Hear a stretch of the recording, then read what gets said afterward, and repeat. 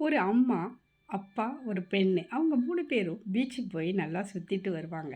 வந்ததும் அந்த பொண்ணு சொல்லுவா, "அம்மா எனக்கு பசிக்குதுன்னு." சரின்னு அங்க ஒரு ஹைஜீனிக்கான ஒரு ரோட்டு கடையோரமா உட்காந்து இட்லி சாப்பிடுவாங்க. அப்ப ஒரு நடுத்தர வயதுடைய ஒருத்தர் வந்து அ கைய நீட்டிட்டு கேட்பார். சரின்னு சொல்லிட்டு இந்த குழந்தை என்ன பண்ணும், உடனே "அம்மா, அம்மா ஏதாவது குடுங்கம்மா" அப்படின்னு சொல்லிட்டு, "குடுக்கலாம்டா" அப்படின்னு சொல்லிட்டு, அந்த அம்மா வந்து அவங்ககிட்ட கேட்பாங்க, "இட்லி சாப்பிட்றீங்களா? ஏதாவது சாப்பிட்றீங்களா?" அப்படின்னு சொல்லிட்டு. "வேண்டாம், எனக்கு பணம் குடுங்க" அப்படின்னு அவர் கேட்பாரு.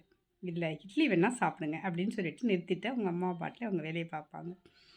இந்த பொண்ணு வந்து உடனே அவங்க அம்மாட்ட கேட்கும், "அம்மா எனக்கு நீங்க என்ன சொல்லிக் குடுத்துருக்கீங்க? யாராவது ஏதாவது கேட்டா கொடுக்கணும் அப்படின்னு தானே சொல்லியிருக்கிறீங்க. அவரு பணம் கேட்குறார்ல, குடுத்தா தான் என்னம்மா?" அப்படின்னு கேட்கும். உடனே அவங்க அம்மா சொல்லுவாங்க, "நாம கொடுக்கிறத பார்த்து கொடுக்கணும்மா. யாரு எதுக்காக குடுக்கணும் அப்படிங்கிறத குடுக்கணும். கேட்கிறவங்களுக்கு எல்லாமே நம்ப குடுத்துறக்கூடாது. ஏன்னா, அவரு நம்ம பசிக்காக உணவு வாங்கி தர்றோம்ன்னு சொல்றோம். அவரு வேணாங்கிறாரு. அவருடைய தோற்றத்த பாரு. அவரு இந்த அமௌண்ட்ட வாங்கிட்டு போயி குடிக்கிறதுக்காக தான்டா அந்த அமௌண்ட் கேட்குறாரு. நாம அவர என்கரேஜ் பண்ற மாரி ஆயிடும். அதனால நாம குடுக்குற ஒரு உதவியானது, அது அவங்களுக்கு நல்ல விதமா இருந்தா குடுக்கணும். இத நீ புரிஞ்சுக்கணும்." அப்படின்னு அவங்க அம்மா சொல்லுவாங்க.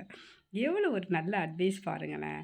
இது எனக்கு ரொம்ப பிடிச்சிருந்துச்சு. உங்களுக்கும் பிடிச்சிருக்கும்னு நெனைக்கிறேன்.